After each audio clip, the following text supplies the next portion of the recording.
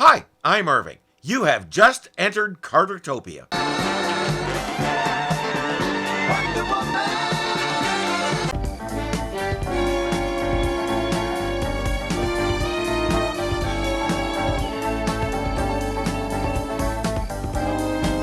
When you said the kids were driving you up the wall, I didn't think you meant it literally.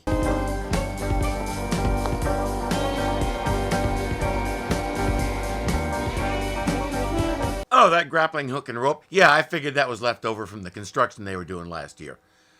We watch our man make his way past several security cameras and climb several more surfaces until he has finally broken into an observatory. It's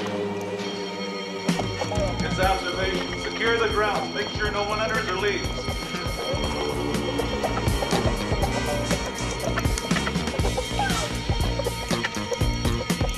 He took those gems out of the telescope. Why were they there in the first place?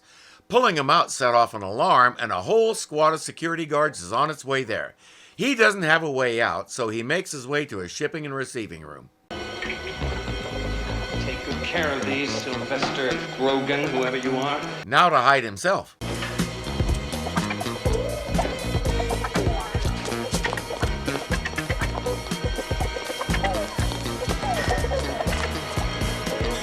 Good thing they're not clearing rooms as they go by, but that won't matter anyway.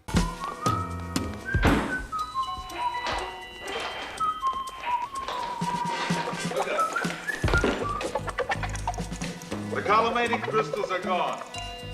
No. Call the IADC. Then call the police. Was that janitor there when you went past a second ago? Where'd he come from? They won't think to ask questions like that. It's probably above their pay grade. And I stand corrected, they're crystals, not gems. No, I'm not going to make a crystal gems joke, because I'm secretly in love with amethyst.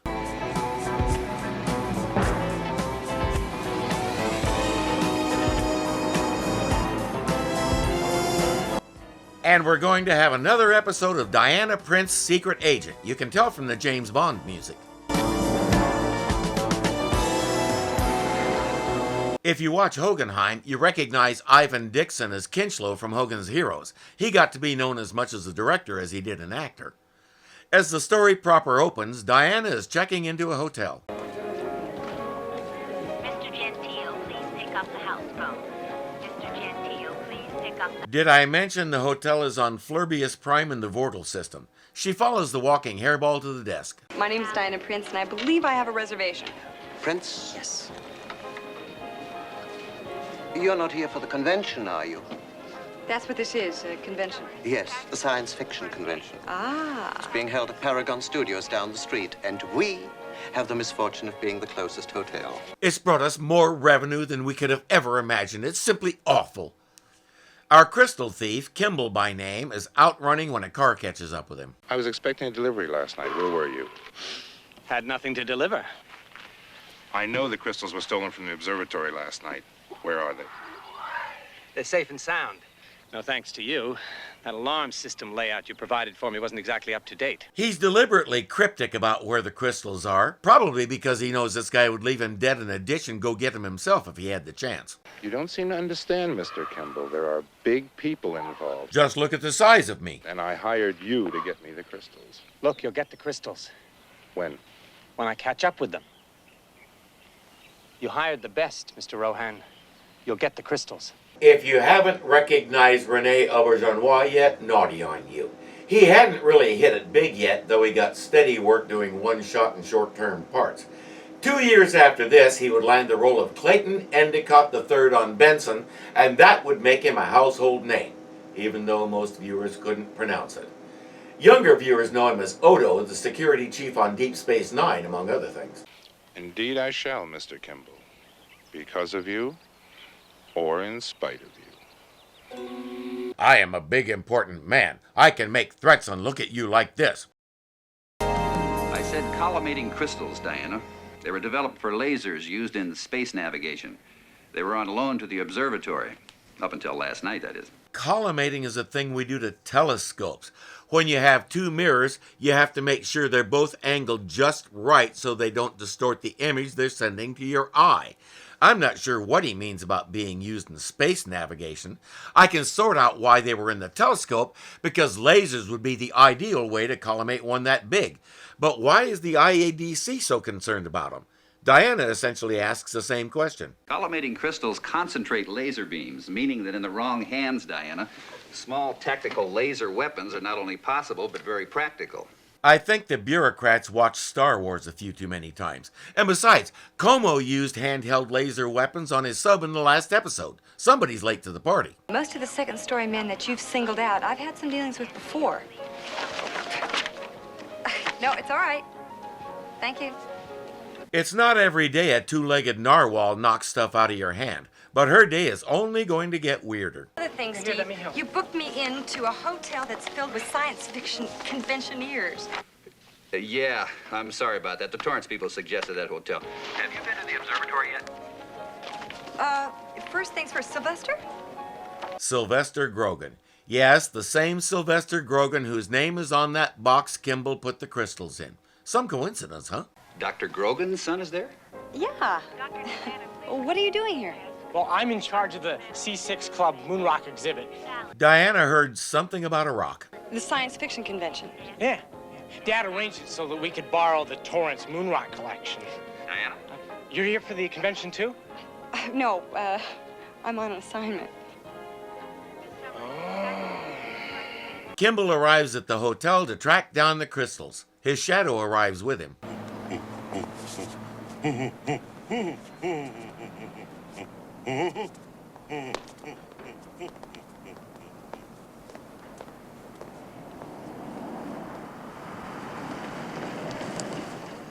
Of course he has a shadow. His just happens to be in a different car.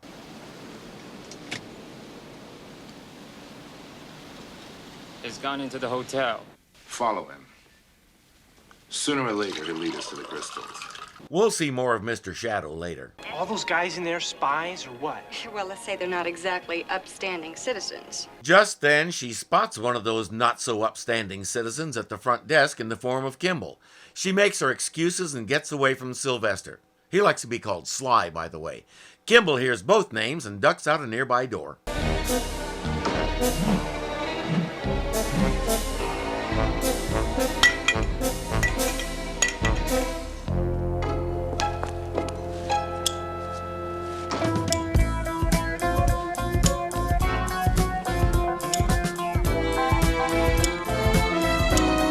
There's nobody around, and Kimball isn't looking down. So,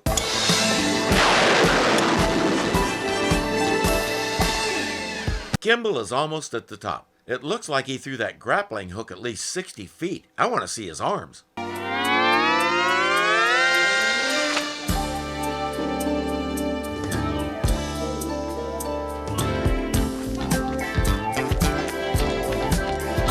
Her way is faster, and you don't have to gather up your rope. Just attending the convention. Oh, I see. Well, then you won't mind that Diana Prince wanted me to ask you a few questions. Oh, you won't have to use that. But you will have to do something that you've never done before. Oh, really? And what's that, Mr. Kimball? Catch me. It would be easy to go on a rant about how, once again, we have a villain that everybody knows but us. But in this case, it's not a problem. He's a second-story man and a good one. He's also elusive and good with disguises, as we saw. And he's escaped Wonder Woman before, as we heard. For a character like him, that quick backstory is all we need. Contrast that with somebody like Mariposa. We have no idea what he's all about. He comes out of nowhere. He's clashed with Wonder Woman before and was supposed to have drowned. He comes back and we still have no idea what he's all about. Him, we need a buttload of backstory. Kimball, we don't. He's a professional thief who's encountered Wonder Woman before and got away. That is the backstory. That's all there is to it. And it's enough.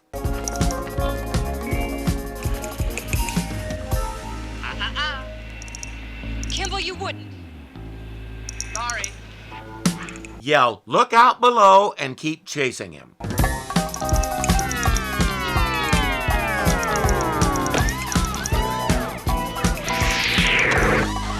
Or you can do that. Diana heads back inside, and Sly is showing her around the convention. What are they doing? Oh, those are Logies. Logan's run fans. He's a Sandman. The girls are runners. They chase each other periodically. I'm a fan of the book, not so much the Michael York movie, so I could probably get into that. Oh, hi, Janet. Hi, Esther. We also have all these various exhibits. Oh, in fact, we ought to go see my exhibit right now, before it gets mobbed. Janet runs this whole thing. Sylvester's exhibit includes some genuine moon rocks. That's what was in those crates the observatory was shipping to him. While he drags Diana off to see it, Kimball comes in. Excuse me. Could you tell me where I might find a Sylvester Grogan? Oh, Esther, yeah, he just went by. There he is, right there. We call him Esther. No wonder he wants to go by Sly. That's kind of mean. I think I'd expect better out of people with a mutual interest in sci-fi. And his dad is a big shot scientist who could probably get them some nice perks if they chose to be Sly's friend. That's undoubtedly how he got his hands on these moon rocks, so imagine what he could do for you if you just treat him decently. Yeah, he's a little peculiar. Explain to me how you're not. And right now, he's got our favorite IADC agent in tow, so Kimball will catch up with him later.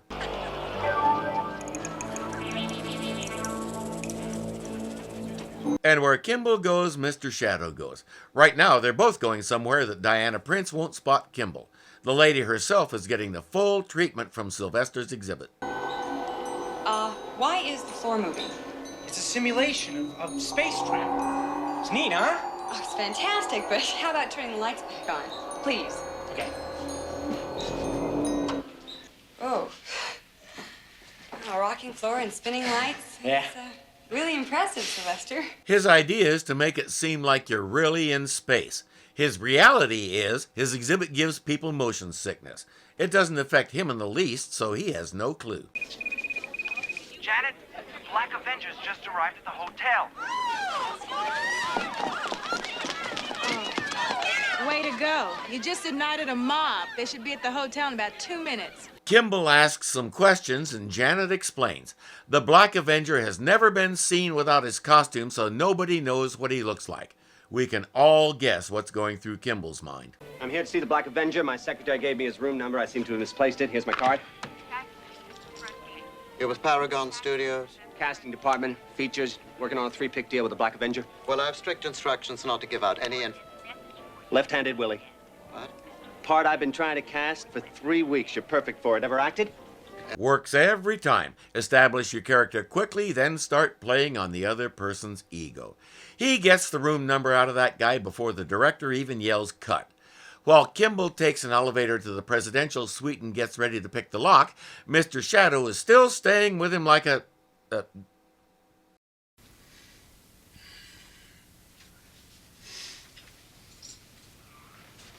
No. Take a nice long look at yourself. It'll be the last one you get for a while. I doubt the fans expected him to look like that, but for the time being, he doesn't. He looks remarkably like Kimball. Mr. Shadow is just figuring out what Kimball is up to.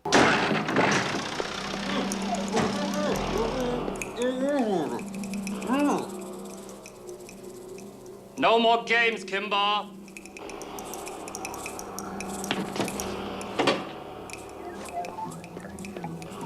And no, Shadow isn't going to untie Mr. Avenger either. Simon Rohan? He has a long history of arrests. Usually associated with military secrets. Yes, I know Rohan, Steve. She's tangled with him before, but right now he's in Los Angeles, and word has it he's engaged the services of a major professional thief whose name we all know. She wraps up her call with Steve. Mr. Gentile, please pick up the house phone. Mr. Gentile, please pick up the house phone. Her name is Diana Prince. And yes, you have seen her last year in New York. He expected the IAD to send somebody, but he didn't expect them to send their best agent. I don't know why, it's her show. Duh. Well, what do? I got a fix on Kimball. Soon as he goes for the crystals, boom, I'm there. But what about her? Perhaps you should create a terminal diversion for Miss Prince. If he's clashed with her before, he's most likely tried that before. It didn't work, obviously, so I don't know what makes him think he'll do any better this time. Plus, if he wants to find out how many others have tried in how many ways, All he has to do is visit his nearest federal prison. Kimball, in the Black Avenger costume, has returned to the convention. He thought wearing this thing would let him move around freely. He's obviously never been to a con before. Of your series, what was your favorite episode? Yeah, my favorite episode, yes. My favorite episode, that would be the one where the guy with the pointy nose falls into the fifth dimension. Well, that wasn't your show. He's also never met a superfan before. This guy won't let it go, and really I can't blame him. If Kimball was as smart as he thinks he is, all he had to say was, you know, there have been so many that were so much fun to do. After a while, they start to run together in my mind. I don't think I can pick 1, 2, 3, or even 10 favorites. Then suddenly spot someone you know, even if you don't. Even if it's Sylvester Grogan. Black Avenger? What an honor, sir. What an honor. I'm your biggest fan. I've seen all your shows at least twice. My favorite one is where the guy with the 3 ears falls into the fifth dimension. Way to help him with the deceit, Sly. The Black Avenger wants a personal tour of Sly's exhibit. Sly is beside himself with fan gush. Janet! Janet, be a sweetheart, please, and watch the table just for a second, okay? Excuse me. Yes, those are the crystals. When Sylvester found them in the box with the rest of the moon rock materials, he assumed they were just some plastic baubles and gave them to Janet. They're becoming part of the grand prize for the masquerade contest. The exhibit has the same effect on Kimball as it does on everybody else in the world except Sylvester, which is to say he's about to barf on the moon rocks by the time Sly turns the lights on again. Oh, I still get chills looking at these rocks, knowing that they come from a place that wasn't touched for thousands and thousands of years. Who does he think touched them before that?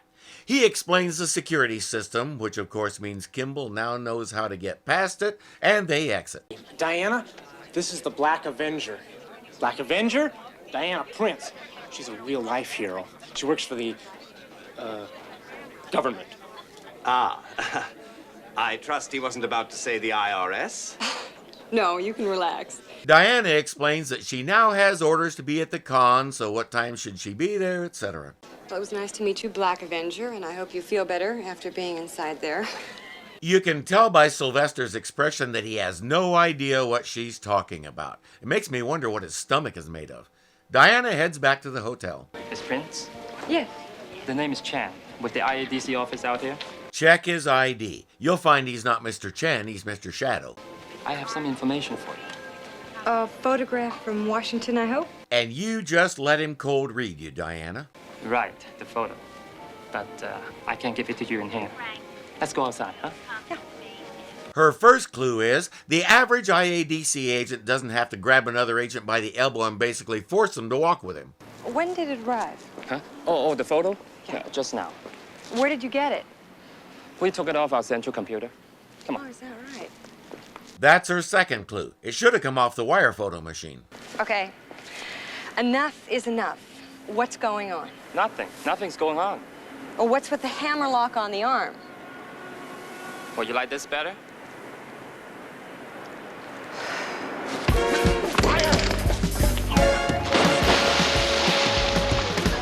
She runs to a secluded spot and transforms. Under the lasso, he's going to tell her all kinds of interesting stuff.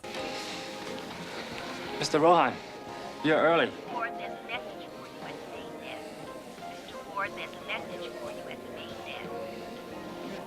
Where on earth have you been? Swimming? And then forget the whole thing. Rohan's probably better off not asking. Sylvester is getting things ready for the masquerade contest, hosted by none other than Robbie the Robot. While he's doing that, the Black Avenger is breaking into his exhibit. Look, kid, why don't you go play in the freeway or something, huh? Huh? Please, kid, go away. Ask what she wants, genius. Put your hands up and say, you got me. Wait till she pulls the trigger and fall down. Anything but what you're doing right now because it's not working. Huh? Hey, you want my autograph? No. You're missing the masquerade. You don't care. Here, I have an idea. How about this? All right, that works too. Inside, he has a surprise coming. Look, kid, Perhaps you should make that kids. And not the one you thought. He keeps explaining to Rohan that he was going to bring him the crystals. You've botched your assignment, Kimball. Things here have become unduly messy. And you, I'm afraid, have become a loose end. You're going to kill me? I guess it's a day for multiple surprises. I'll do what I must in order to tidy up. But first, the crystals.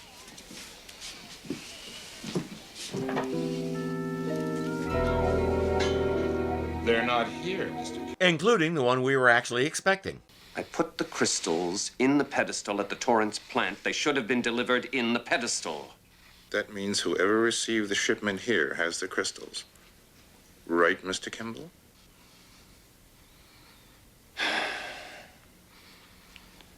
Grogan.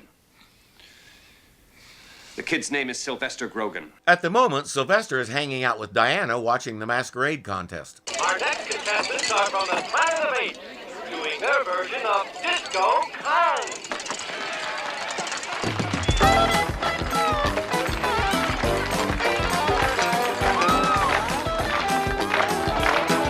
If disco had actually looked and sounded something like that, I might have gotten interested in it.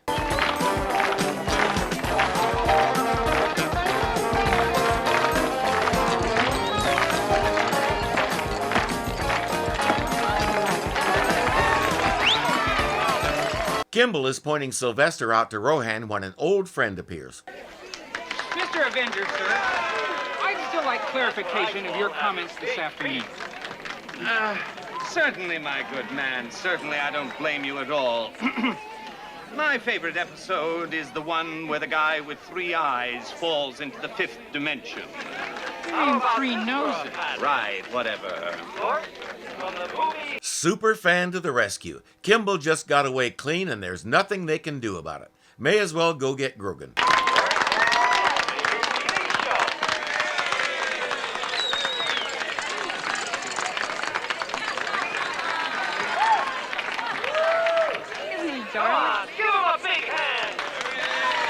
Diana is off her game today. I don't know if it's that god-awful hairstyle or what, but she really doesn't have her spy radar out.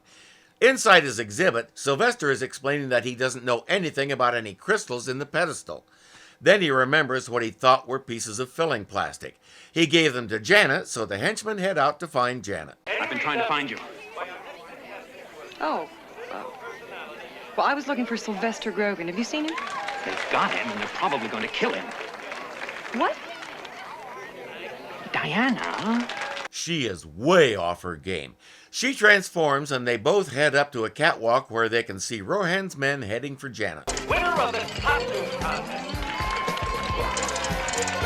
There she is, but she doesn't have the crystals anymore. Proud to announce the winner is Mohar the Barbarian.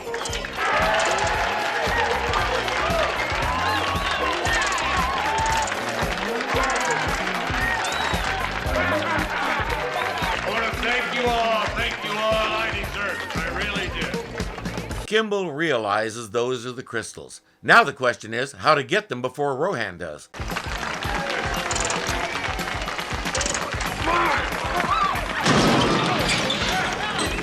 He's playing a giant barbarian and he's in character. What did you expect him to do? Oh, this isn't in the program. Shall we? Ladies first. I really wish I could just let this next part run. Wonder Woman appears and throws a henchman. Kimball is using his rope and grappling hook to swing in like a swashbuckling pirate, and Janet is trying to figure out what's going on. Okay.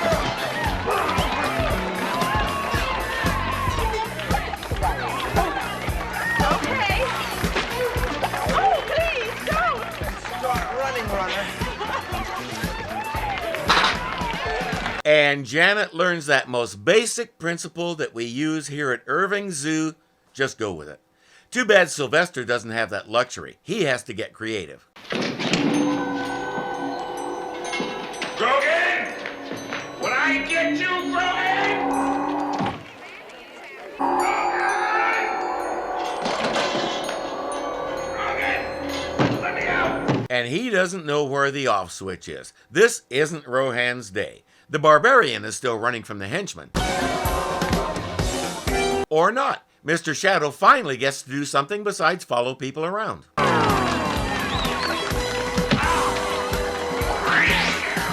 He gets to be thrown around.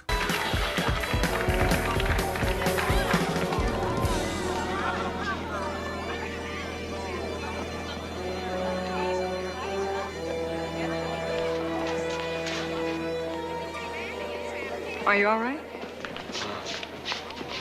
Rohan and his men are finished. Diana has the crystals and Kimball is gone. You really gave him the works.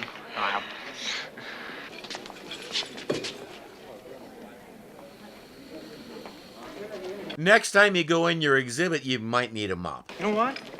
A lot of people are looking that way when they come out of my exhibit. Well, Sly, there's spinning lights and that floor. It doesn't bother you at all. Should it?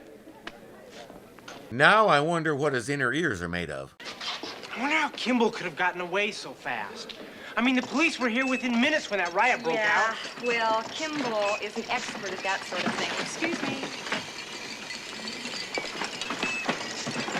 He just walked past you guys. Everybody but those two knows it. And this guy. Mr. Robot? Mr. Robot, sir. What did you think of last year's The Amazing Planet Martos? Sorry, must have missed that one. Missed it? You starred in it. Oh, yeah, right. Terrific movie. It wasn't a movie, it was a TV show. Hey, I think you're a fake. He says, okay, kid, you're right, I am. But here's the reason. The guy who's supposed to be in this suit? You know, the real Robbie the Robot? Yeah? He's a lush. No. Yeah, just take a look behind those curtains over there. He's passed out, dead to the world. Like somebody conked him over the head or something. He even has a lump like somebody conked him over the head. That's how drunk he is. Robbie the Robot's a lush. It's true, he really is. He's a lush. Oh, no. What is it, Diana? Excuse me, Sylvester, but I've got a robot to catch. You know he won't be a robot by the time you find the suit. She still has a perfect record, hasn't caught him once. Of course, he won't be back. We don't do that sort of thing around here. I was impressed with the way the episode portrayed a con of this type. It was nice and balanced, with your weirdos trying to draw attention to themselves, the rabid fans who want to know how many hairs Chewbacca sheds per hour, but mostly you have people escaping the real world and having fun. A lot of portrayals didn't do that. If you were a big fan who knew all the cast names and where they were from, you were wasting your life. Get a job. And God help you if you were into what we now call cosplay. That might get you dragged to a psychiatrist's couch. This showed sci-fi fandom and cosplay for what they are, people having fun. That barbarian is probably a tax lawyer who spends most of his life buried in paperwork and books. A few years of that, and who wouldn't want to grab a shiny scepter and bop somebody on the head with it? Just don't make a laser pistol out of it. That would be bad. Only the IADC gets to do that. Unfortunately, by the time Janet got through with them, the crystals were so caked with glue and glitter they weren't usable anyway. Wonder Woman used her super strength on a handful of rocks to make new ones, but it just wasn't the same. Eventually, the project was scrapped altogether and the whole mission was meaningless. But at least Diana got travel pay.